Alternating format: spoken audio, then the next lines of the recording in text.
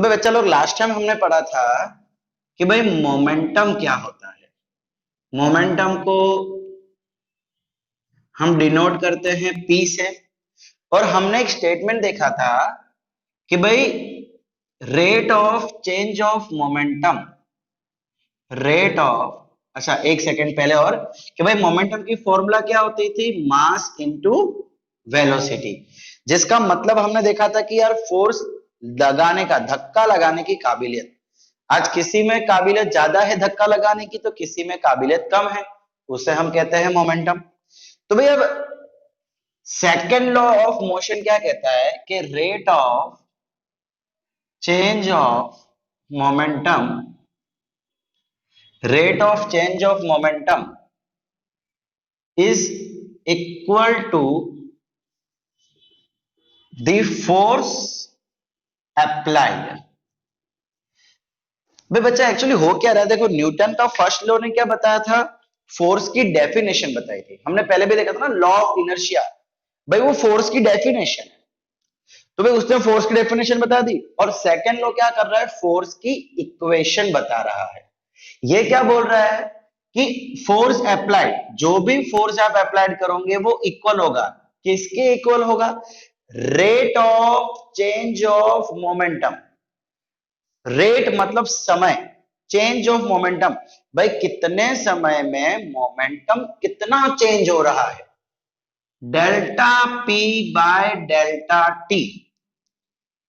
आज कितने समय में आपने मोमेंटम में क्या चेंज किया, तो देखो कहीं आप नीचे टी लिख देते, कोई बात नहीं। भाई सपोज करो कि यहां पे एक ऑब्जेक्ट ए है और ये एक ऑब्जेक्ट बी है। अब ऑब्जेक्ट ए ने जाके ऑब्जेक्ट बी को टक्कर मारी, ऑब्जेक्ट ए ने बी को जाके टक्कर मारी, तो होगा क्या, देखो आपको पता है कि जब कोई चीज अथड़ाती है तो आगे वाली चीज जो है या तो उसकी स्पीड बढ़ जाती है या तो वो कहीं जाके फेंका जाता है। भाई फेंका जाने का क्यों फेंका जाता है, क्यों एकदम से आगे चला जाता है, भाई उसका रीजन है कि इस बंदे ने अपनी वेलोसिटी इसको ट्रांसफर कर दी। देखो आज इसका मास है तो टकराने के बाद भी मास उसका सेम ही रहेगा। अगर मैं बोल दूं mass M A, mass M B, तो टकराने के बाद भी एम ए और एम बी ही रहेगा। भाई मास में थोड़ा फर्क आएगा, मास में कोई फर्क नहीं आएगा, फर्क किस में आएगा, वेलोसिटी में। भाई ये फुल स्पीड के साथ जा रहा था लेकिन जैसे टकराया इसकी स्पीड कम हो गई, कितनी कम होगी वो डिपेंड करेगा किस तरीके से टकराया, लेकिन कम तो होगी। और ये बंदा आराम से चल रहा था लेकिन जैसे पीछे आया एकदम से उसकी स्पीड बढ़ गई, यानी ए ने अपनी वेलोसिटी बी को दे दी। अब दे दी का मतलब है कि इसकी वेलोसिटी इंक्रीज हो गई, इसका मोमेंटम कितना होगा, M A into V A, इसका मोमेंटम होगा M B into V B. लेकिन इस समय क्या हो जाएगा, देखो इस समय क्या था, Va is greater than Vb था, इसकी वेलोसिटी से ज्यादा थी, टकराने के बाद उल्टा हो जाएगा, इसकी वेलोसिटी कम हो जाएगी, इसका मतलब बच्चा मोमेंटम कम हो जाएगा, और B की वेलोसिटी बढ़ रही है तो इसकी मोमेंटम बढ़ जाएगी। तो हुआ क्या, इस बंदे ने क्या किया, अपनी मोमेंटम इसको दे दी। आज इसके अंदर जो काबिलियत थी फोर्स लगाने की, वो काबिलियत थोड़ी बहुत इसके पास चली गई, ट्रांसफर कर दी। सो हम क्या बोलेंगे कि भाई यहाँ पे मोमेंटम चेंज हो गया। भाई चेंज इन मोमेंटम, भाई इसका पहले कितना था, एम ए वी ए, या देखो इनिशियल वेलोसिटी, इनिशियल वेलोसिटी हम चलो ले लेते हैं तो और अच्छा हो जाएगा हमारे लिए, यू ए और यू बी। अब मोमेंटम कितना हो गया, M B, sorry M A V A, ये हो गया फाइनल वेलोसिटी। भाई इनिशियल जो थी वो कुछ ज्यादा थी, फाइनल कम हो गई, हमने इसको माइनस कर दिया, तो ये क्या दे देगा आपको, चेंज इन मोमेंटम। तो यही चीज मैं यहां रख देता हूं, मोमेंटम का चेंज मतलब क्या होता है कि जब कोई भी चीज, देखो एक सिस्टम जो है ना, पूरा एक सिस्टम, ये जो दो बॉल थे ना, इसको हम एक सिस्टम मान के लेते हैं। एक सिस्टम में मोमेंटम अदला बदली होती रहती है। भाई एक और एग्जांपल बच्चा लोग मैं आपको देता हूं, देखिए मैं यहाँ पे एक ले लेता हूं गन, एक बंदूक ले ली मैंने, एक गन ले ली, ठीक है। अब जब मैं इस गन से एक बुलेट को मारता हूं, ठीक है, ये क्या हो रहा है, बुलेट निकल रही, तो आपको पता है कि जब भी गन से हम शूट करते हैं तो गन जो है पीछे आ जाती है। आपने मूवी में देखा होगा या शायद आपने कभी चलाई हो, तो आप जैसे ही गन पे शूट करोगे तो वो गन ऑटोमेटिकली पीछे आ जाती है। क्यों पीछे आ जाती है? क्योंकि भाई इसने अपना मोमेंटम इसको दे दिया। आज जब जैसे ही में ट्रिगर दबाते हैं, यहाँ पे स्प्रिंग लगी होती है, वो स्प्रिंग दबती है तो उसकी मोमेंटम इंक्रीज हो जाती है। वो अपनी मोमेंटम इसको जाके दे देगा, बदले में वो भी इसको मोमेंटम देता है। ठीक है, सो यहाँ पे मोमेंटम चेंज हुआ। पहले इसका मोमेंटम ज्यादा था, जैसे ही बुलेट को दे दिया तो इसका मोमेंटम कम हो गया। सो उसी को हम बोलते हैं चेंज इन मोमेंटम। तो मैं क्या बोल दूंगा, पी एफ माइनस पी आई। मोमेंटम में बदलाव कितना आया, final minus initial, upon time, T को तो एज इट इज रखते हैं। अब भाई फाइनल मोमेंटम कितनी हो जाएगी, हमने देखी थी ना, mass into final velocity minus initial mass into initial velocity. भाई फॉर्मूला क्या होती है, मास इंटू वेलोसिटी। सो पहले वाली वेलोसिटी v, सॉरी u, और बाद में वेलोसिटी, हाँ फाइनल है, सॉरी फाइनल है, तो फाइनल वेलोसिटी को हम v से लिखते हैं और इनिशियल वेलोसिटी को हम u से लिखते हैं। तो ये mv माइनस mu आ गया अपॉन टी। मास कॉमन है तो मास को हम बाहर निकाल देते हैं, v minus you upon T. Okay, अब बच्चा लोग हमने चैप्टर नंबर 8 में एक फॉर्मूला पढ़ी हुई है, v is equal to U plus A T. मैं u को इधर लेके आता हूं तो v minus U is equal to A T, T को नीचे ले आता हूं तो v minus U bye.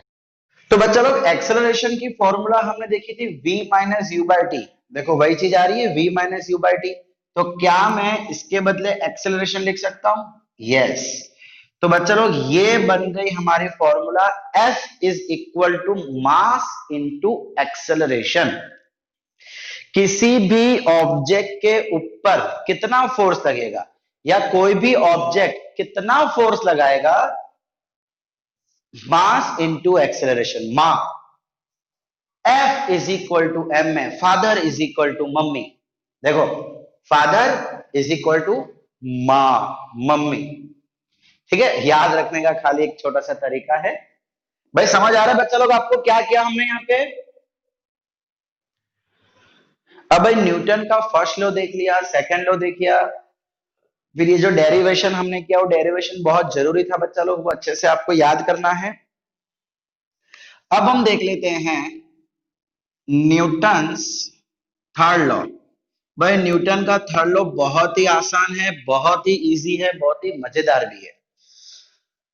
Newton का थर्ड लॉ बोल रहा है कि आज अगर आप चल पा रहे हो, भाग पा रहे हो, दौड़ पा रहे हो, तो उसका रीजन है न्यूटन का थर्ड लॉ। मतलब कि क्यों भाग पा रहे हो वो जानकारी देता है। तो सुनो, ध्यान से सुनो। Every action has a reaction which is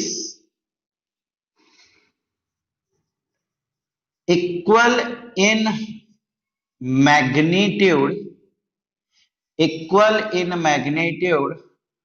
and opposite in direction।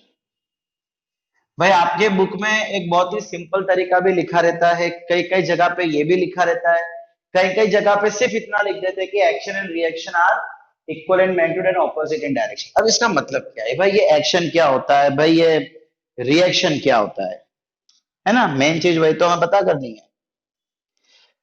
सो चलो, इन दोनों का मतलब है फोर्स। एक्शन किसी एक तरह का फोर्स, रिएक्शन उसके बदले में मिलने वाला फोर्स। बताता हूं, एग्जाम्पल बताता हूं। भाई आप सब अपने अपने घर में कई बार बॉल से खेल चुके होंगे भाई, टाइम पास करने के लिए। अभी तो लॉकडाउन था तो और टाइम पास करने के लिए क्या किया होगा आपने, ऐसे दीवार पे आप मारते हो ना, फेंकते हो पकड़ते हो, फेंकते हो पकड़ते हो। अब ये प्रोसेस करने में कई बार क्या होता है, बॉल अपने से पीछे चला जाता है, तो कई बार बॉल अपने आगे गिर जाता है। अब बॉल पीछे कब जाता है, जब आपने ज्यादा जोर से फेंक दिया हो। या बॉल नीचे कब गिरता है, जब आपने धीमे से फेंका। तो बच्चे लोग आप फेंक रहे हो, फेंकना मतलब फोर्स लगाना, उसके बदले में दीवार ने भी बॉल के ऊपर फोर्स लगाया। यही तो खास चीज है, रिएक्शन। भाई हर एक एक्शन का रिएक्शन होता है, every action has a reaction.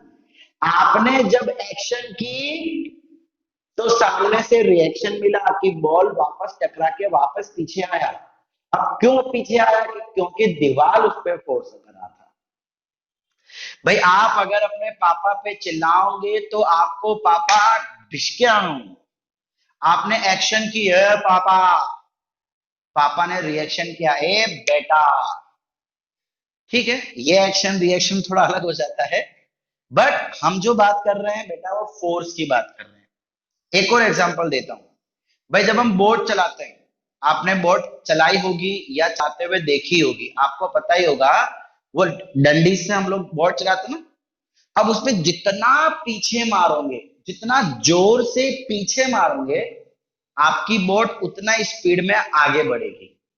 यानी कि आपने एक्शन किया, उसके बदले में एक रिएक्शन जनरेट हुआ जो कि पानी ने लगाया।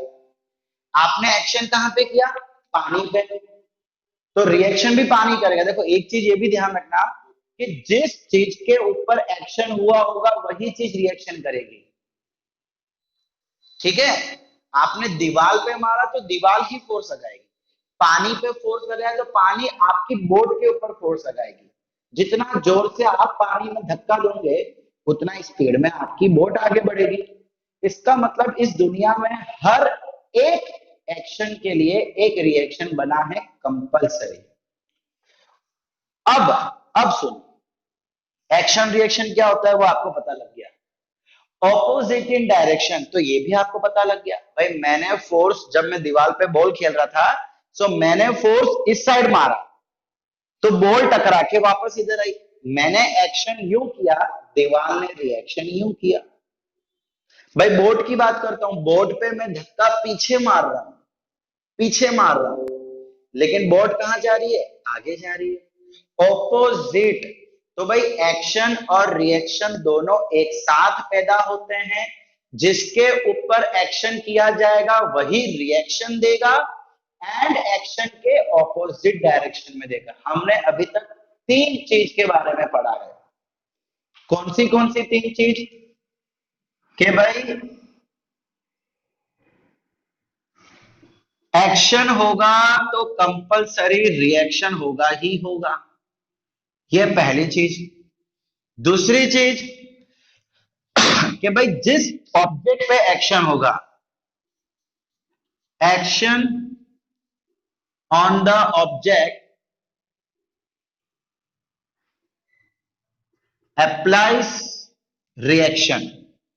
भाई जिस ऑब्जेक्ट पे एक्शन किया जाएगा वही ऑब्जेक्ट रिएक्शन करेगा कंपलसरी। मैं दीवार पे मारूंगा तो दीवार ही रिएक्शन करेगा, मैं पानी पे रिएक्शन करेगा। ठीक है, तीसरी चीज हमने कौन सी पढ़ी कि दोनों ऑपोजिट डायरेक्शन में होते हैं। अगर ये एक्शन है तो ये रिएक्शन हो जाएगा। चौथी चीज, भाई ये भी फोर्स है ये भी फोर्स है। चलो एक्शन और रिएक्शन एक्चुअली फोर्स है और कुछ नहीं है, तो ये जितना फोर्स होगा उतना ही फोर्स ये होगा। Action is equal to reaction, action is equal to reaction. अब बच्चा लोग फिजिक्स के अंदर डायरेक्शन उल्टी होने के कारण हम यहां पे माइनस लगाते हैं। माइनस क्यों लगाया गया? बिकॉज डायरेक्शन उल्टी। वैल्यू की बात करूं तो हाँ, वैल्यू दोनों इक्वल है। मोड वैल्यू दोनों की सेम है लेकिन डायरेक्शन दोनों की उल्टी है, इसलिए हमने यहां पे माइनस लगा दिया। एक और एग्जांपल देता हूं, जैसे कि मैंने कहा चलने का। तो बच्चा लोग आज आपके पांव पीछे चल रहे हैं, देखो आपके पांव जो है वो पीछे जाते हैं। आज धरती पे हम लोग मार रहे हैं और पांव को पीछे कर रहे हैं। आज पांव को पीछे कर रहे हैं मतलब अर्थ पे एक्शन कर रहे हैं, धरती पे एक्शन कर रहे हैं, फिर वो धरती रिएक्शन करेगा, आपको आगे बढ़ाएगा। तो आप जब चल रहे हो, दौड़ रहे हो क्या रहा है? भाई जब हम चल रहे हैं तो हमारा फोर्स स्लो था, जब हम भाग रहे हैं तो हमने बहुत जोर जोर से फोर्स लगाना चालू कर दिया धरती के ऊपर। अब अगर हम हमारा फोर्स बढ़ाएंगे तो धरती अपना फोर्स बढ़ाएगी, सॉरी इन शॉर्ट रिएक्शन बढ़ाएगी।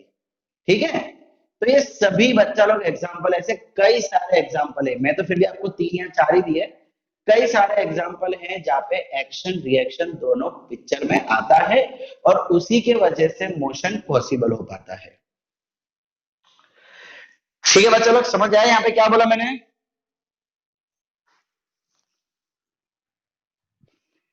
यहां तक कोई प्रॉब्लम, कुछ ना समझ आया हो बेटा?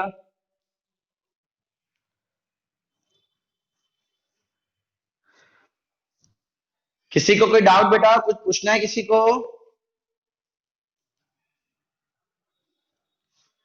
हाँ हाँ, ए माइनस आर का मतलब है कि देखो एक्शन इधर जा रहा है और रिएक्शन उधर जा रहा है, डायरेक्शन उल्टी हो गई है। फिजिक्स के अंदर अगर ऑपोजिट डायरेक्शन है तो माइनस लगाया जाता है। माइनस का मतलब होता है उल्टी डायरेक्शन। भाई जैसे कि बच्चा लोग अगर आपको पता हो, अगर मैं बोल दूं acceleration is equal to -2 metre per second, so यहाँ पे माइनस आ गया, माइनस का मतलब है कि स्पीड कम हो रही है, तो उसको हम रिटार्डेशन बोलते हैं। उस समय एक्सेलरेशन बन जाता है रिटार्डेशन। मतलब अगर डायरेक्शन उल्टी हो जाएगी तो पिक्चर में माइनस आ जाएगा। ठीक है, सो समझ लो भाई मैं क्या बोल रहा हूं, ऑपोजिट डायरेक्शन है, बस सिर्फ इसी वजह से यहाँ पे माइनस आया है, सिर्फ उसी वजह से, और कुछ नहीं। अब आपको क्या करना है भाई, आपको तो ये स्टेटमेंट याद रखना है, ये सब आपके समझने के लिए है, बट ये सब आपके पिक्चर अभी कुछ एग्जाम में नहीं आएगा। ठीक है, तो बाय चांस सभी एमसीक्यू में फिल इन द ब्लैंक्स में आ गया तो भाई हमको पता होना चाहिए, नॉलेज तो होनी चाहिए। बाकी स्टेटमेंट आपको ये लर्न करना है भाई, इसको रट लो। Every action has a reaction which is equal in magnitude. Magnitude का मतलब होता है वैल्यू, मैग्नीट्यूड का मतलब वैल्यू। भाई दोनों के वैल्यू इक्वल होती है लेकिन दोनों की डायरेक्शन ऑपोजिट होती है। समझ आ रहा है बच्चे लोग?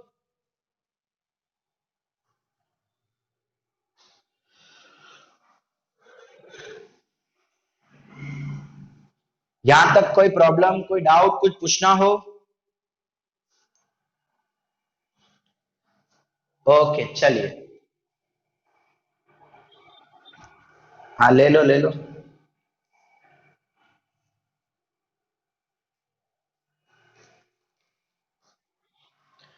Okay,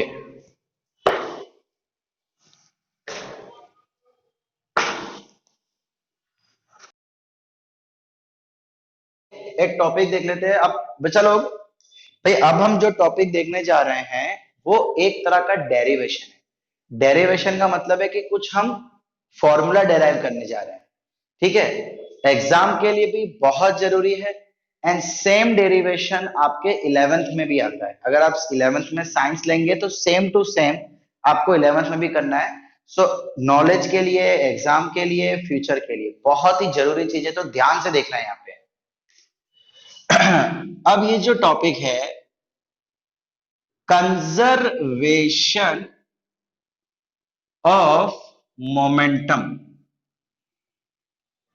conservation of momentum. भाई कंजर्वेशन ऑफ मोमेंटम का मतलब कि भाई पूरे सिस्टम पे मोमेंटम हमेशा कांस्टेंट रहता है। भाई हमने अभी क्या देखा कि चेंज इन मोमेंटम जीरो, इससे पहले हमने देखा था ना कि change in momentum is equal to P F minus P I, ये हमेशा जीरो होगा। भाई चेंज हमेशा जीरो होगा, इसका मतलब कि मोमेंटम कांस्टेंट रहेगा। मोमेंटम कांस्टेंट रहेगा, किसका किसका मोमेंटम कांस्टेंट रहेगा? तो भाई एक आइसोलेटेड सिस्टम का। किसका? Isolated system. अब सर ये क्या होता है आइसोलेटेड सिस्टम? तो बच्चा लोग आइसोलेटेड सिस्टम का मतलब है कि जिसपे कोई एक्सटर्नल फोर्स ना लग रहा हो। जैसे कि अगर आप साइकिल चला रहे हो तो आपकी साइकिल और आप दोनों आइसोलेटेड है, आपके ऊपर कोई फोर्स नहीं लग रहा। भाई कोई आपको खींच के लेके नहीं जा रहा, कोई आपके ऊपर नहीं बैठा हुआ, कोई आपको पीछे नहीं खींच रहा, कोई आपको धक्का नहीं मार रहा, कुछ नहीं हो रहा है। आपके बाहर का फोर्स, एक्सटर्नल फोर्स जो है वो कंप्लीटली जीरो है, मतलब कोई फोर्स नहीं लग रहा है। उस सिस्टम को हम कहते हैं आइसोलेटेड सिस्टम। और उस सिस्टम का जो मोमेंटम है, जो फोर्स देने की काबिलियत है, वो हमेशा हमेशा हमेशा हमेशा कांस्टेंट रहती है। देखो जैसे कि मैंने गन और बुलेट की बात की थी, है ना, गन और बुलेट की बात की थी ना हमने। अब भाई ये अगर बुलेट छोड़ रहा है, जैसे ही वो बुलेट मारेगा, यहां पे होगा क्या कि गन अपना मोमेंटम बुलेट को दे देगी। गन अपना मोमेंटम बुलेट को दे देगी, बात आपकी बिल्कुल सही है। गन का मोमेंटम कम हो गया, लेकिन जब ये, अब ये क्या हो गया, एक सिस्टम हो गया। इस सिस्टम का मोमेंटम जितना पहले था उतना अभी भी है। इसको मैं और एक तरीके से समझाता हूं, चलो और एक तरीके से समझाऊं, बहुत मजा आएगी। सपोज करो भाई, अब हमारा डेरिवेशन शुरू हो रहा है, ध्यान देना भाई। यहां पे एक बॉल ले लेते हैं, एक ऑब्जेक्ट ले लेते हैं ए, जिसका मास है एम ए और जिसकी इनिशियल वेलोसिटी है यू ए। और दूसरा ऑब्जेक्ट है बी, जिसका मास है एम बी और जिसकी वेलोसिटी है यू बी। भाई एम बी एम ए का मतलब है कि दोनों का मास अलग अलग है, यू बी यू ए के रहने का मतलब है दोनों का इनिशियल वेलोसिटी अलग अलग है, इसलिए मैंने ए बी करके लिया। अब चलो इधर क्या है कि ए की जो वेलोसिटी है वो बी की वेलोसिटी से ज्यादा है, ये ज्यादा स्पीड में चल रहा है। अब ज्यादा स्पीड में चल रहा है, इसका मतलब आगे जाके टकरा जाएगा। तो देखो एक्चुअली ये क्या है बच्चा, ये हमारा पूरा एक सिस्टम बन गया। ये क्या बन गया, पूरा एक सिस्टम बन गया जिसमें दोनों ऑब्जेक्ट आ रहे हैं। अब भाई ये ए और बी आपस में जाके टकरा गए, टकराने से क्या हुआ, मास तो वैसा का वैसा ही है, मास में कोई बदलाव नहीं आया है, लेकिन टकराने की वजह से ए ने अपनी वेलोसिटी बी को दे दी। हमने पहले भी देखा था ना, जब हम किसी से टकराते हैं तो हमारी स्पीड स्लो हो जाती है और आगे वाले की स्पीड बढ़ जाती है।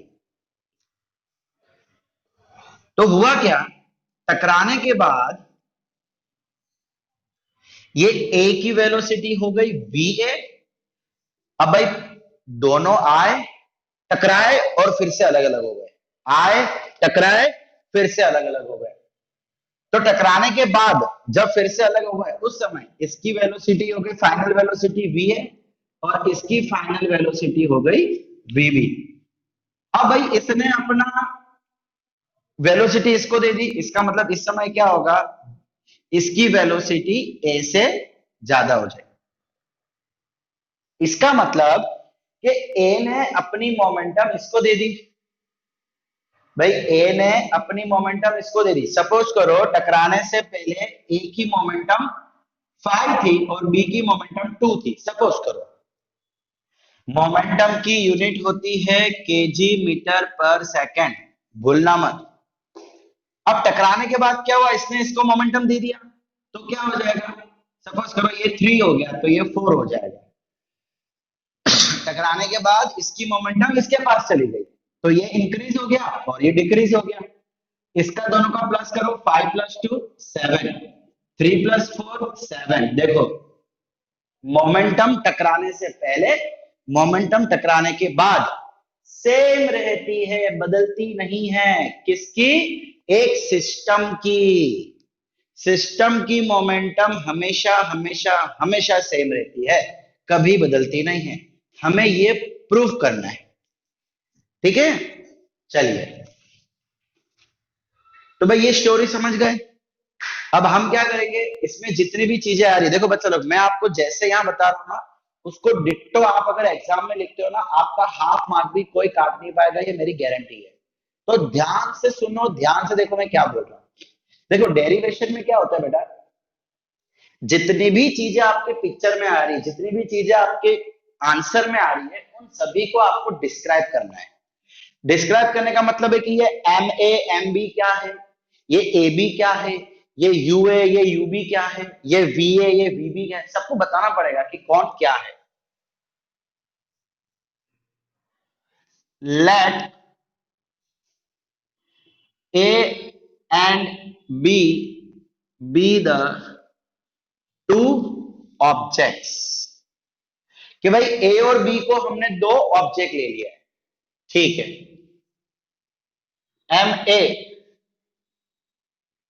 एम ए क्या है? Mass of object A. M B क्या है?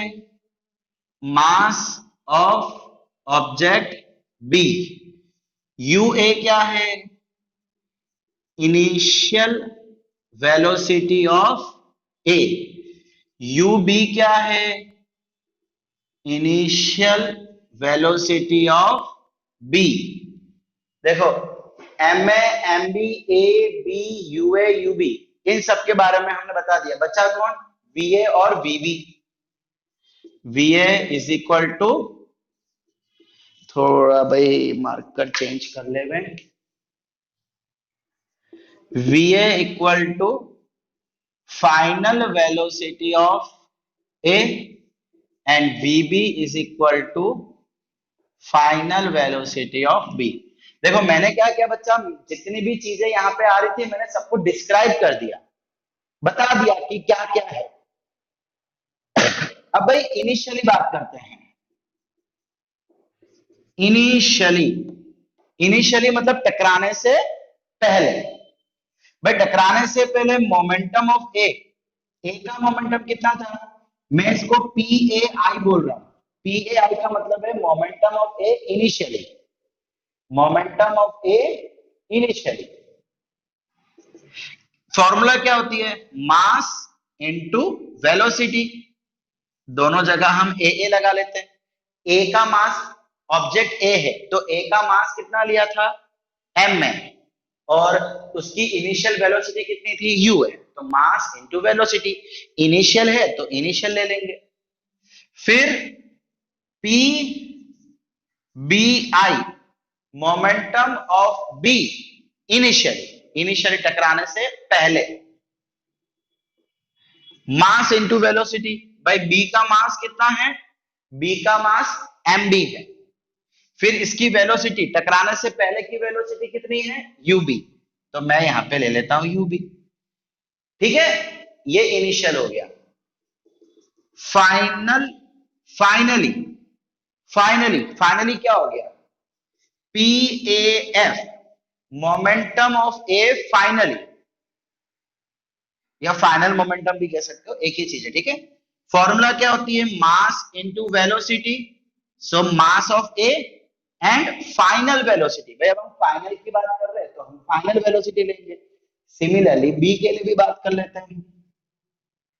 Momentum of B finally, momentum of A finally, momentum of B finally, momentum of A initially, momentum of B initially, ठीक है। ये क्या बच्चा, हम कंफ्यूज ना हो ना, तो सबको अलग अलग करने के लिए हमने आई एफ लगा दिया, हमें कंफ्यूज नहीं होना इसीलिए।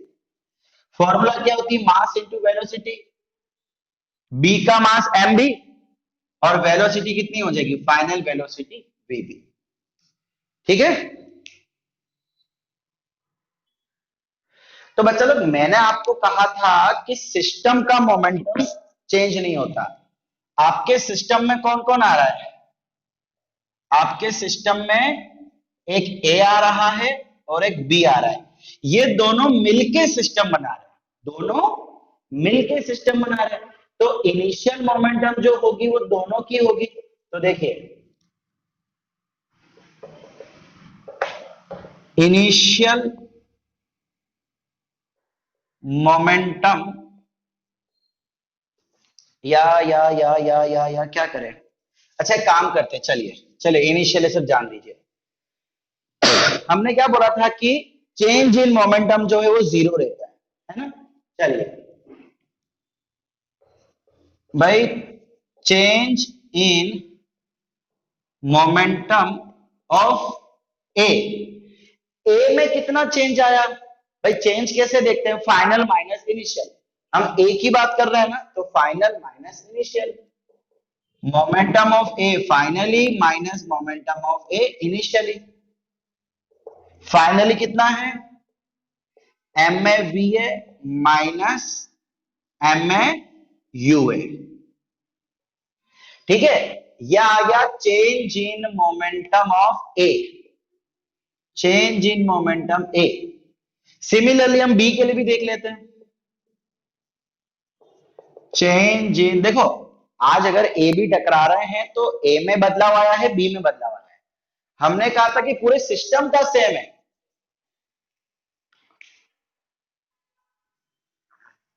तो बच्चा लोग मैं ये कह रहा था कि ए की मोमेंटम बदल सकती है, बी की मोमेंटम बदल सकती है, लेकिन पूरे सिस्टम की नहीं बदलेगी।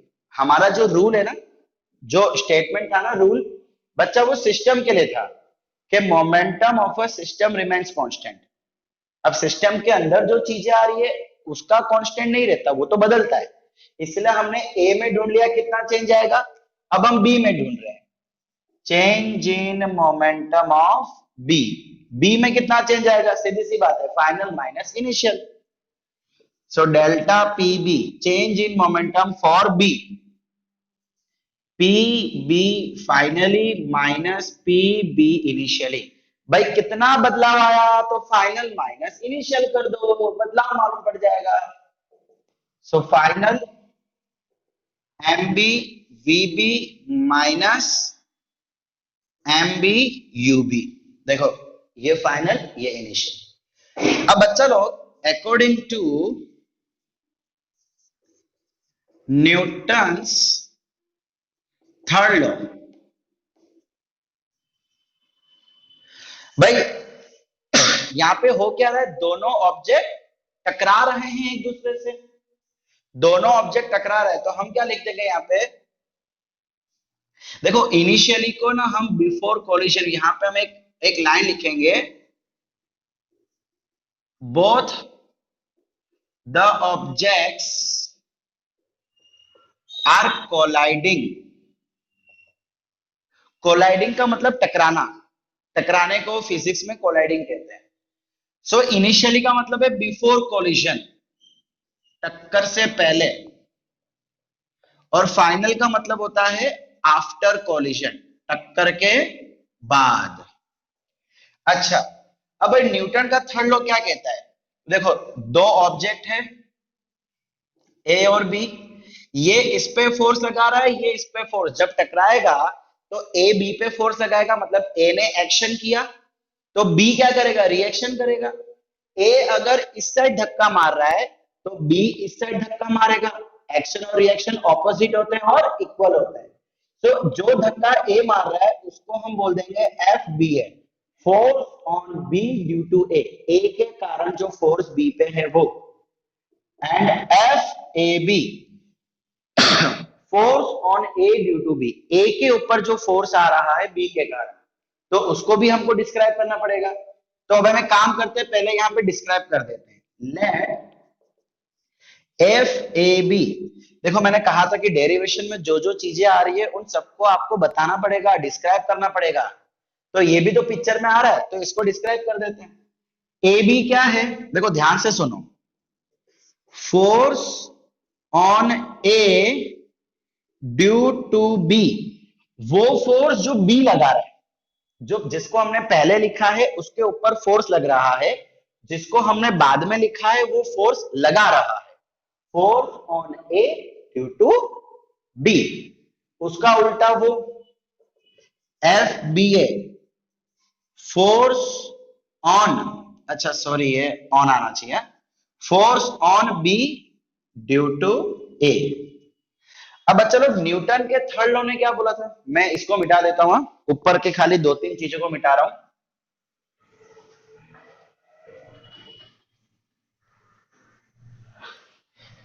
ओके, ये जो स्टेटमेंट है, जिस जो भी आपको लिखना है वो नहीं मिटाया मैंने।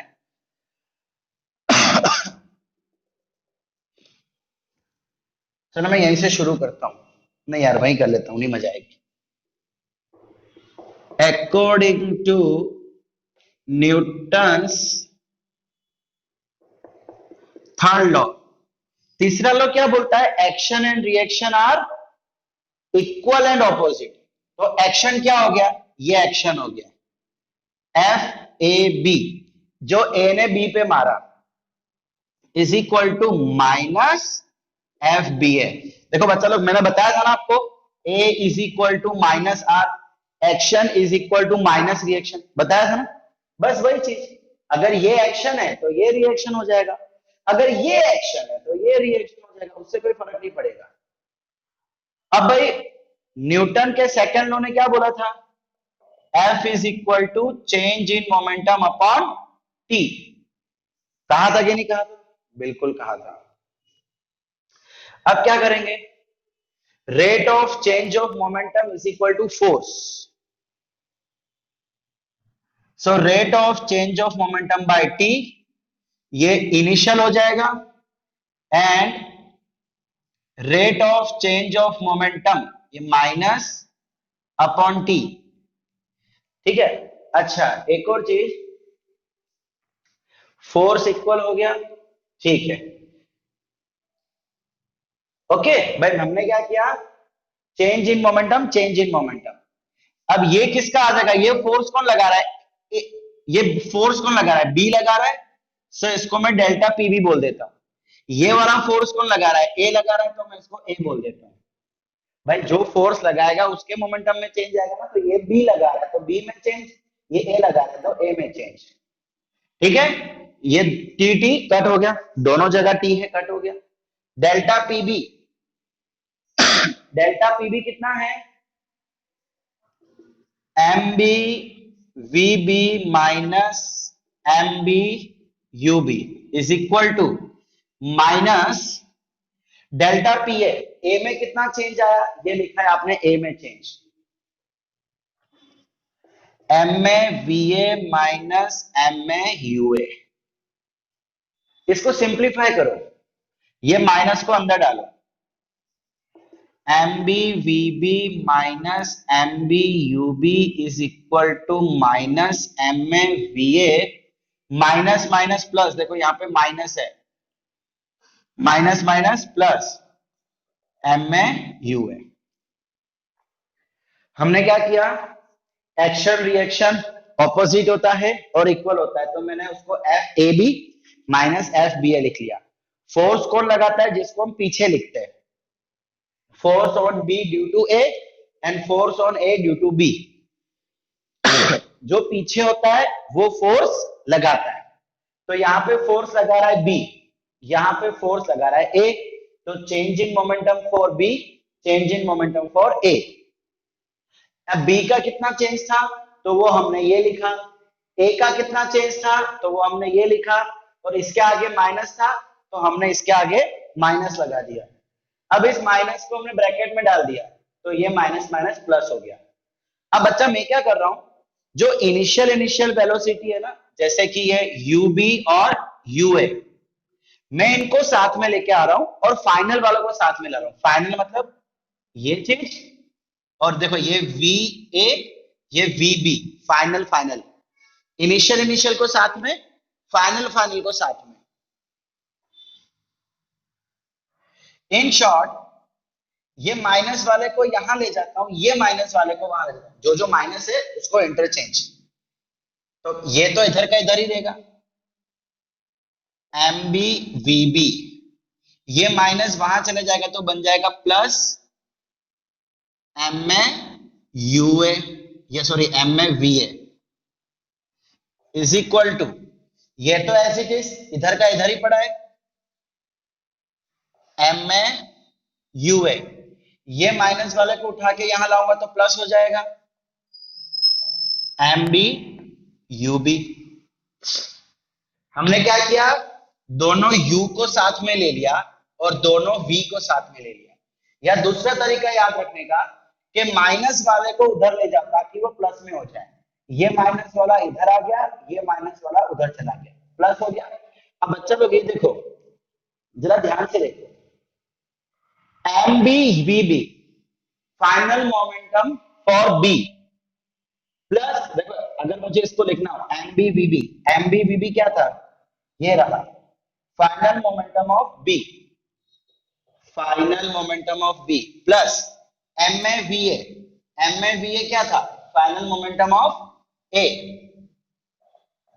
Is equal to M A U A क्या था, final momentum of, initial momentum, sorry ये क्या है, initial momentum of A, plus M B U B क्या है, इनिशियल मोमेंटम ऑफ बी।